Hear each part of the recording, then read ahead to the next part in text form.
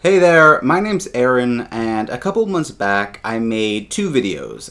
One was about learning cello as an adult, and the other one was my 6-month progress video of learning cello as an adult.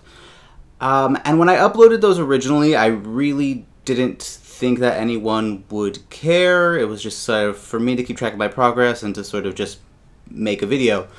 But, you know, lo and behold, those are actually currently my most watched videos on my channel, and those are also the most commented on videos on my channel that people are engaging with, and it's been really awesome to see that a lot of people have similar stories about learning cello as an adult or wanting to learn cello as an adult and questions, and so that's been super exciting. So, I thought I would actually take this time to have a really honest conversation about how much it costs me to learn cello as an adult. Or just in general. I don't imagine it's too different from when you learn as a child. Because I know that that's kind of a big factor in learning, and it's a big deterrent for a lot of people. If it's too expensive, obviously you're not going to do it. So I wanted to have an honest conversation about it because it is an expensive instrument to learn. So it's definitely something that you don't want to dive into unless you actually are really passionate about it. And so I just want to dive right into the costs. So as a beginner, the first thing you're going to need are lessons and a teacher. And yes, obviously a cello, but I want to talk about the actual teacher first.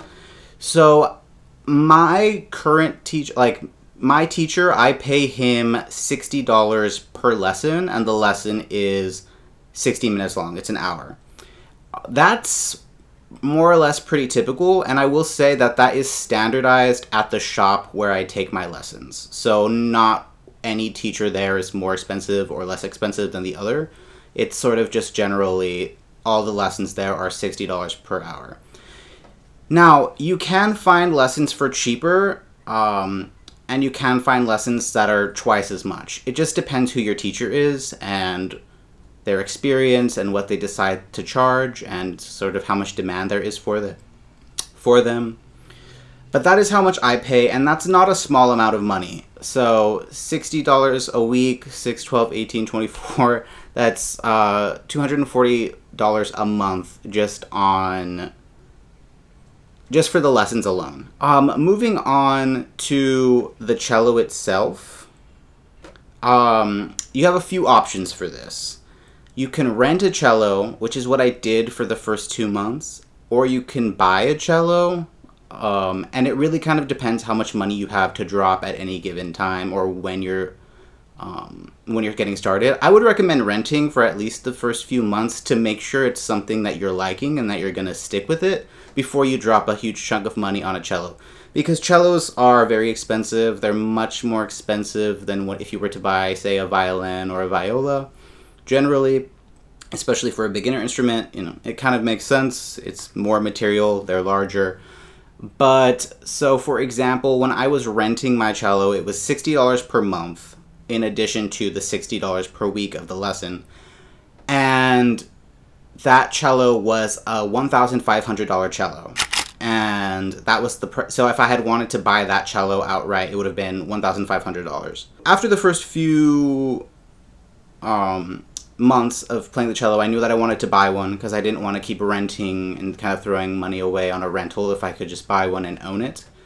And luckily I was in a position where I felt comfortable doing that. But when I did that, when I sort of decided that I wanted to buy a cello, I kind of went into the shop that I already go to typically, and I went in with a rough idea of how much I wanted to spend. And for me, it wasn't so much a matter of trying a bunch of different instruments and seeing which one I liked more, because at that point I had only been playing for 2 months. So I mean, there wasn't a ton that I could do myself to actually experiment and hear the different sounds. But my teacher played them for me so I could hear the different sounds, which I highly recommend. If you're going to shop for a cello, especially as a beginner, you should definitely take your teacher with you. Which is why it's important, I think, to have a teacher before you actually worry about getting a cello. And your teacher can actually help guide you in sort of navigating where where to get a good cello, to make sure that the cello is set up correctly. These are all things that they will know and that you as a beginner will have a hard time figuring out. But anyway, I settled on this cello. It was basically, I was deciding between the one I was renting to just buy that one, which was a really nice cello and I liked it a lot, but I wanted to see what else was available to me, maybe a higher price range. So I told them that my max was $3,000, and they showed me this cello, which was actually listed at $4,500. But because my max was 3 and they didn't really have anything else in the 3 range, they were and they're also just very nice and knew me at that point.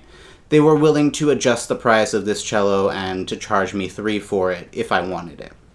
So I tried it out. I did one lesson with both cellos.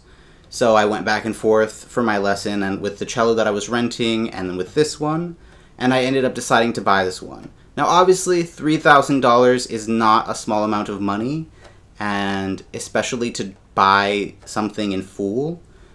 But keep in mind, some places, in fact a lot of places, do offer payment plans, and in addition you can rent, which is what I would suggest for someone who's more on a budget.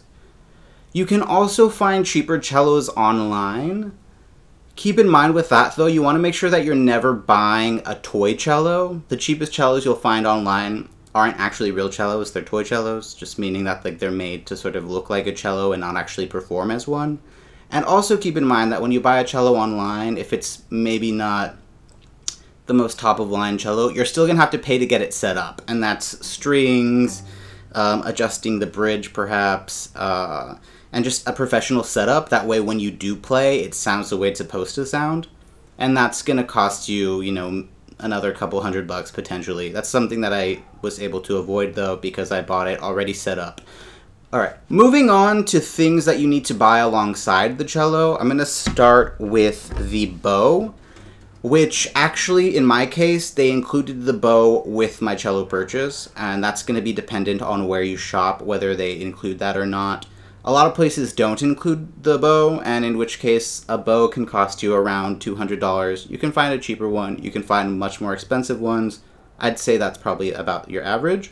And in addition to a bow, you're going to need rosin for your bow. Not so bad. I think this one was like $12 for like decent rosin. And your shop and your teacher can help you decide which rosin to get. Aside from that, moving on, the books.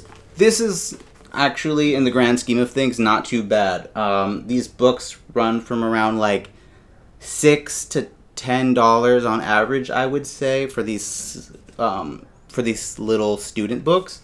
The most money I've spent on a book was actually for this one, which is a Harry Potter music, cello music book, which I don't even use yet, because it's more advanced than my current level, but I saw it on Amazon and I wanted to get my hands on it. So I did. Those are your general other expenses, which in the grand scheme of things, compared to your actual lessons and the cello itself, are pretty minuscule. I know that all of that is a lot of money, but there are ways to make that cheaper for yourself. For instance, you can find lessons online for as cheap as $10. I've seen some on Fiverr that were $10. No idea how good those lessons will be, but they are there. Another thing you could do is if you have a teacher that, in my case, charges $60 an hour, and that's out of your price range, you can consider doing, instead of once a week, you can do every other week. Or you could do once a week at 30 minutes, that would be $30. Work with your teacher to try and find something that works within your budget, and usually they're going to be pretty understanding about that. Even though it might be optimal for you to practice more and have lessons every week, if you can only afford lessons every other week, it's better to learn in general than to just opt out of it because it's too expensive. So you definitely have to work within your budget, and there's different ways to go about that. Let's see, what else am I forgetting? Maintenance.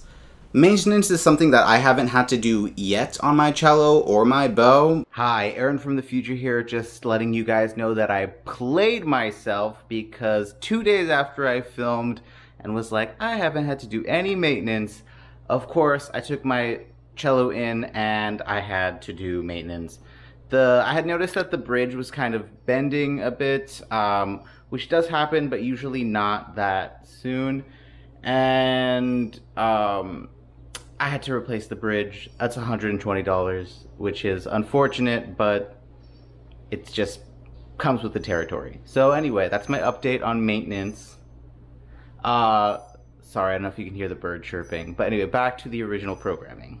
Keep in mind that is something that's kind of a natural part of maintaining an instrument. Eventually I will have to replace the strings. That could be around $200. You have to rehair your bow. That could be another $100 or so perhaps. I don't know the exact number of that. You have to replace your rosin. Not too bad.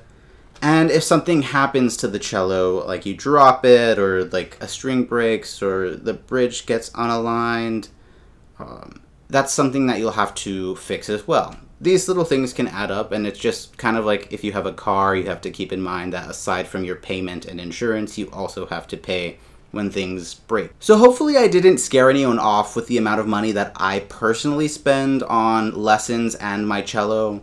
But keep in mind that was my experience. Many people spend less and more both on their cellos themselves and on lessons. And it really depends on what you're comfortable with and what you're trying to do. Like I said, the cheapest lesson I found was $10 on Fiverr. I can't say that that's going to be a fantastic lesson, but it's certainly better than nothing at all. And as for the cello itself, you can always rent, which I do suggest, especially as a beginner, and that makes it much more attainable for people. And you can also try and find a cheaper cello online if you do want to buy a cello outright. Just make sure you consult with your teacher to make sure you're not buying a toy cello, and to get an estimate of how much it'll cost to set it up so that it sounds good. If you're really passionate about learning the cello and even half of what I spend still sounds out of reach, I wouldn't be discouraged. Like 3 years ago, I wouldn't have been comfortable spending what I spend to learn cello now. It's something that with age and with, you know, getting my life in order as an adult, I've been able to accomplish, and it's really rewarding. But just, you set it as a goal for yourself. Keep in mind that as you're progressing in life, the cost that you might be able to put towards learning cello. Maybe you can't afford it right now, but you might be able to in a year or 2 years from now. My whole thing in life, and especially with this cello, is that it's never too late to learn. So I hope that this has been helpful to anyone out there who is looking to play cello as an adult, as a child, anytime. Please leave a comment below if you have questions for me. If you would like me to explore some of those online lessons to see if they're worth it at a cheaper price point, or if I notice a difference as opposed to my $60 lessons, let me know. I might do that. That sounds kind of fun. But thank you so much for watching. I hope that this has been helpful, and for anyone out there who's interested in cello, go for it. Bye-bye. I'm sweating. Okay.